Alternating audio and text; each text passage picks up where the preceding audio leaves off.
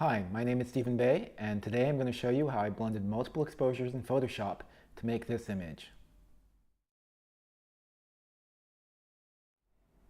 Before I get started, I just want to mention that I presented this example at a Light Chasers workshop in San Diego.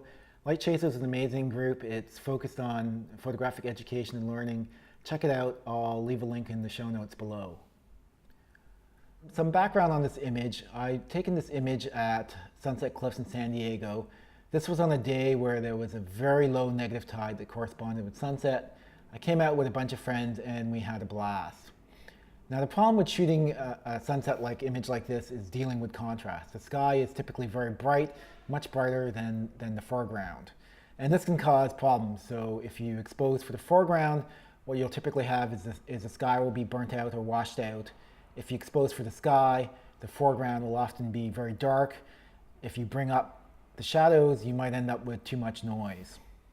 So to make this particular image, I actually combined and blended 4 different images together.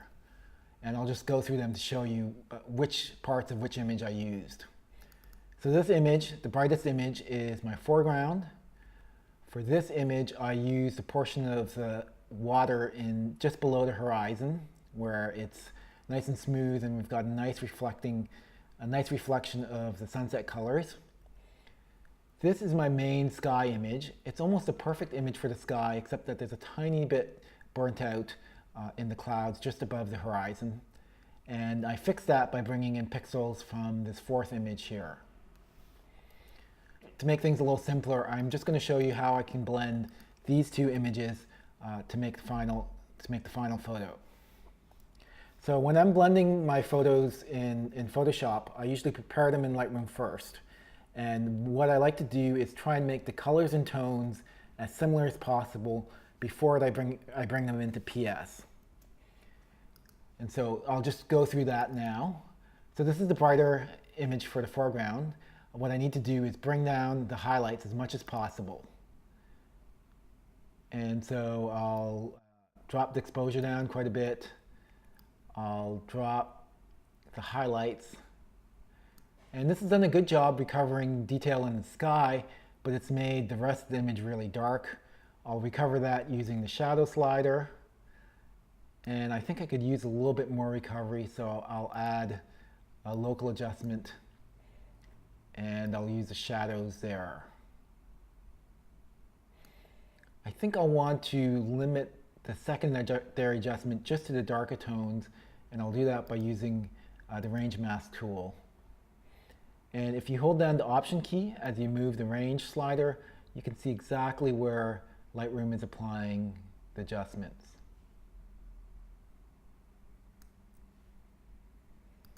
So I think this looks pretty good now. It's much more even. We've recovered a lot of the detail in the sky. Oh, let me go down to the bottom here and add in lens corrections. Okay, so now that I've made the changes to my foreground exposure, I want to sync these over to the sky exposure. So let me just do Command-Shift-C to bring up the copy settings. Normally I would copy everything over, but since we made a large negative adjustment to the exposure, I'll untick that. So hit copy, and now Command-Shift-V to paste my settings. So if I look at these 2 images side by side, you can see they're much more similar now. It'll make blending a lot easier. Now, if we look at this image on the right, I could probably actually process this image to completion. Looking at the histogram, we've got a little bit of leeway in the sky, and there's not really any clipping in the shadows. I don't want to do that for 2 reasons. One is that I really prefer the look of the water in this left image. Since we're using a longer exposure and a brighter exposure, the exposure is longer and there's more smoothing of the waves. The second reason I don't want to do that is there's going to be more shadow noise on this right-hand image. So if I zoom in and compare the 2, and now we have to wait for Lightroom to update.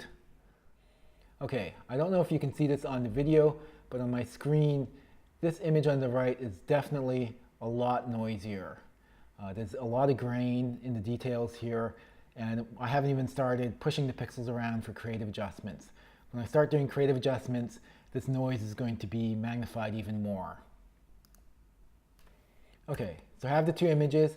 Let me load them into Photoshop as layers, and then we'll get on to blending. Okay, we've loaded our image into Photoshop. We've got the main image in the center. This is the TK Actions panels for generating luminosity masks. I'll get to that later in the video. And we have a layers palette here. Now, normally when I'm blending, I like to put the darker image on top. So I'll just rearrange these two, and I'll add a black layer mask to the top image. So I'm going to go through 4 different ways of blending these two images. The first way and the easiest way is just to take the gradient tool and draw a gradient line on the mask. And that will result in a smooth blend depending on how long you draw the line. The longer you draw the line, the more abrupt the transition.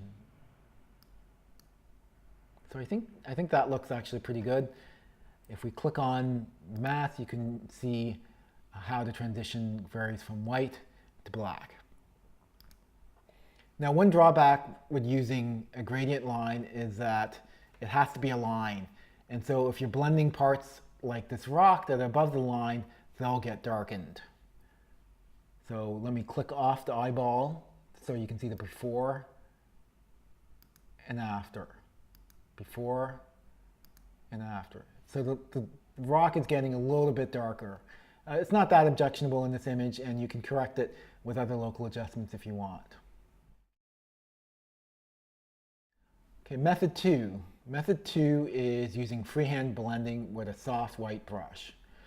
So let's click on the brush tool, check our hardness, make sure our hardness is set to 0, opacity 100, flow 100. And I'm going to increase my brush. And all I'm going to do is I'm going to paint on the mask where I want the darker image to come through.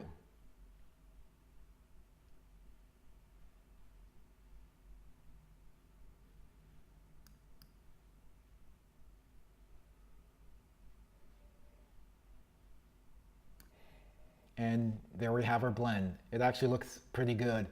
Now, for blending in coastal areas where we often have a flat horizon, the gradient or the soft brush works very well. One drawback of the soft brush is that, let me zoom in here so you can see it. So because the brush is so soft, there's often spillover into other areas. So that you can see that the rock here, there's a little bit of darkening along the edges of the rock. Let me turn it off, on, off, on. And so you may want to go over the blend with a brush in the opposite color, a black brush, to kind of fix some of your blend lines.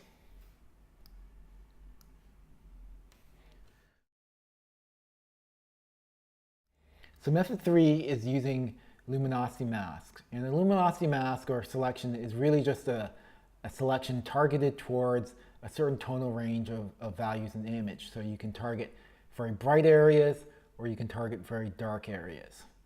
Now you can make these luminosity masks or selections manually in Photoshop.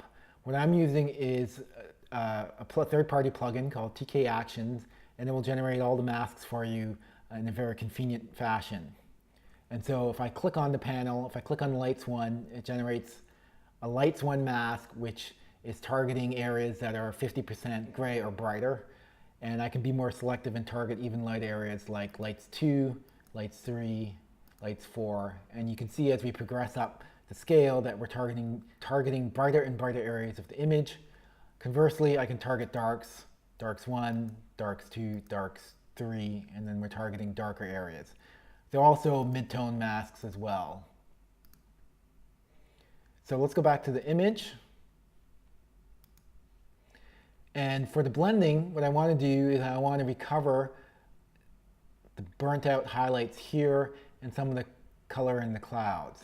So what I want is a mask that targets these areas, this area here and some of the cloud. So Lights 1 I think is a little bit too broad. Lights 2 is getting close. So I think Lights 3 really targets the areas that I want. It's really focused on this area here, which was burnt out, and we also have some coverage of the cloud. So I'll output this as a selection, and now I'll use the selection to paint to guide my painting on the mask. And you can see the selection line, the marching ants for the selection line here. The marching ants really represents areas that are selected 50% or greater.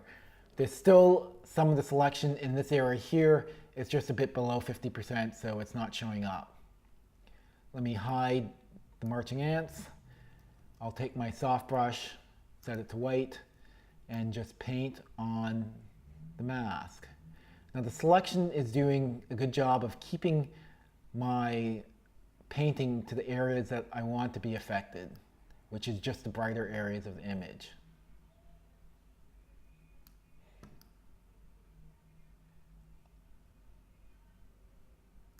And if I option click on the mask, you can see exactly where I've painted white and exactly how the selection of the Light 3 luminosity mask has kept me from painting on areas such as the rock and other dark areas of the image. Okay, now we'll go on to the fourth method of blending, which is what I call using a hard selection. So I can take something like the quick mask tool and just select the sky.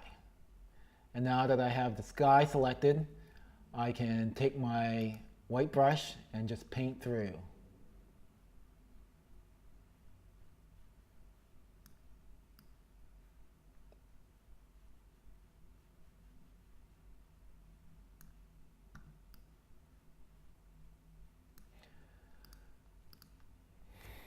So now let's take a look, see how good a job it did.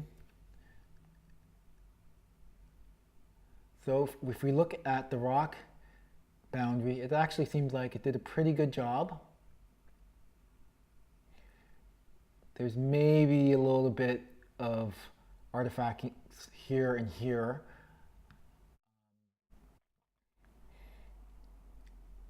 So it did a really good job on the rocks. It did not so good a job on the boundary between the sky and the horizon. So if I were to use this method, you'd have to go back and refine the selection a little bit so that you don't have artifacts like this.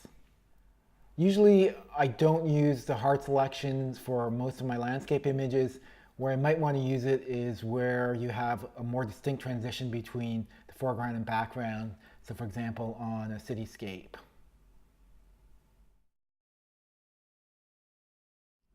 So now what I'd like to do is just show you how I might take my blended image and finish off the processing of it. I've gone back to the first case where we blended with a simple gradient line. So looking at this image, the first thing I want to do is darken down the sky.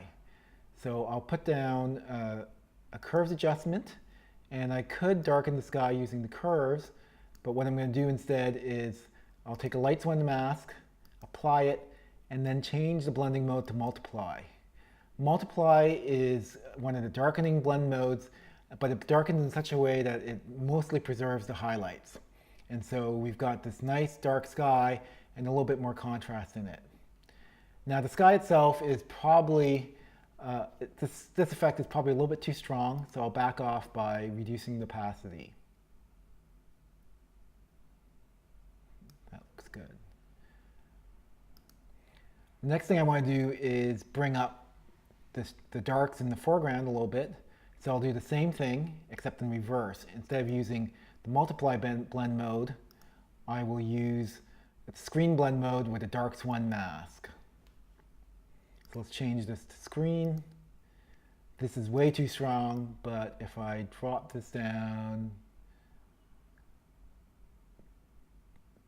that looks pretty good. I probably want to add some more contrast into the dark, so I'll add another curves adjustment, apply darks 1 mask, and now I'll tweak the curves to put a little bit more contrast in the darks.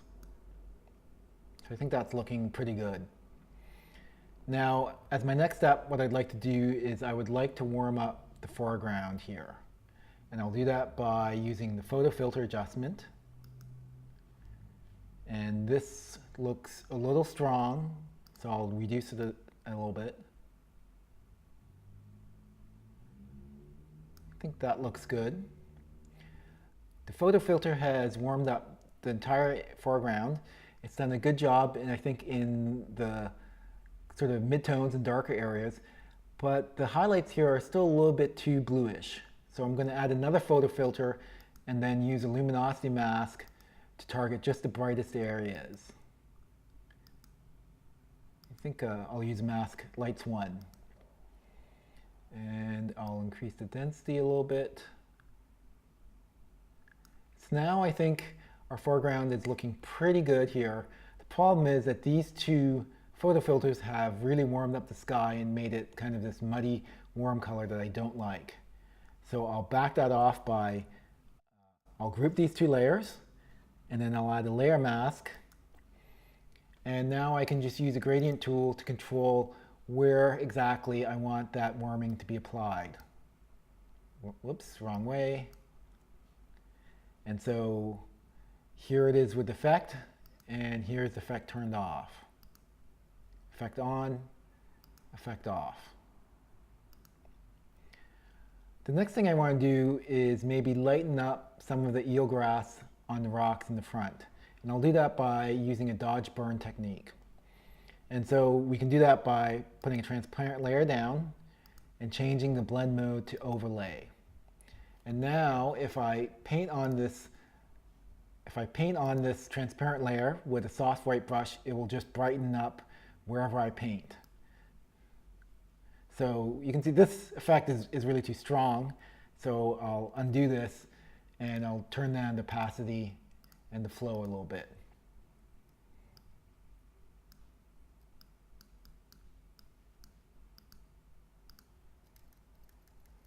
And I'm just painting where I want to brighten the image. So let's see how this looks. So I think that looks good. I think the foreground could use a little more saturation. So I'll use the hue saturation adjustment. Let's turn the saturation up. I think that is looking pretty good for the foreground, but it's too strong for the sky. What I'm going to do is I'm going to take the mask and invert it. And now I will just paint on the image where I want saturation to be applied.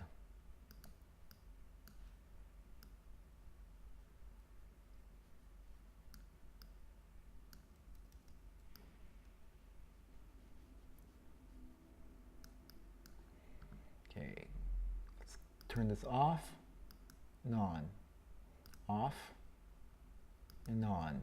It's a little subtle, but I hope you can see that in the video. Now looking at this image, I think one thing I want to do is darken down the blue area in the sky here. I'd like to have a little bit more contrast between the pinks of the clouds and the blue of the sky.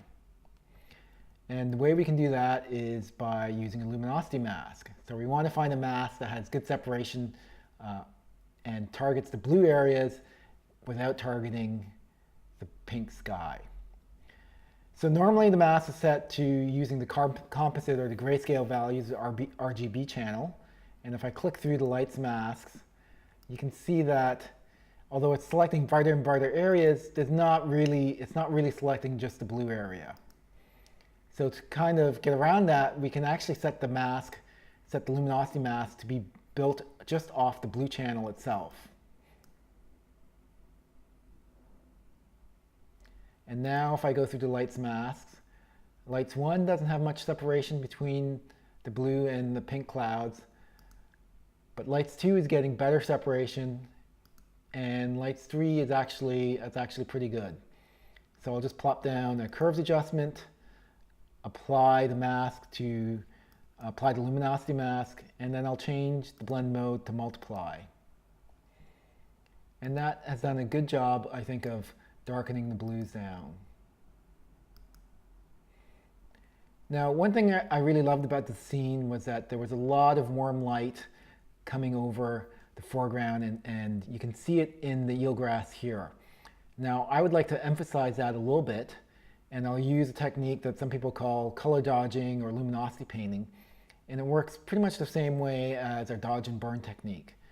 So I'll add a transparent layer, set the blend mode to overlay, And now instead of painting on this layer with a white brush, I'll paint on it with a colored brush. And the key is to use the eyedropper and to pick a color from the sky.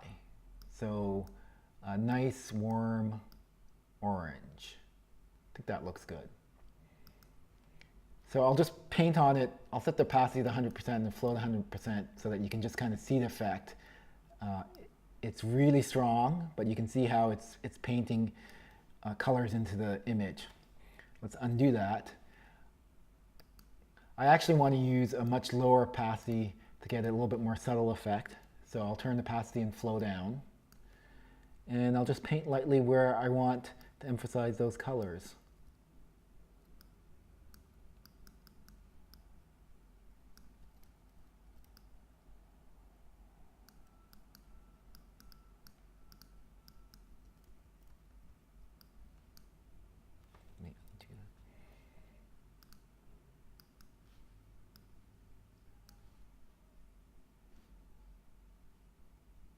Let's take a look at the before and after. Might turn down the opacity a little bit. I think as a last step, what I want to do is just add a global curves to add contrast.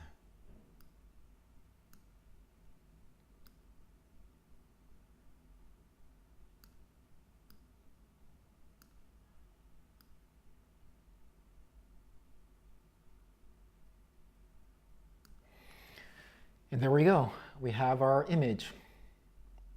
So I think this is a wrap. If you have any feedback or questions, please leave them in the comment section below. Thank you for watching.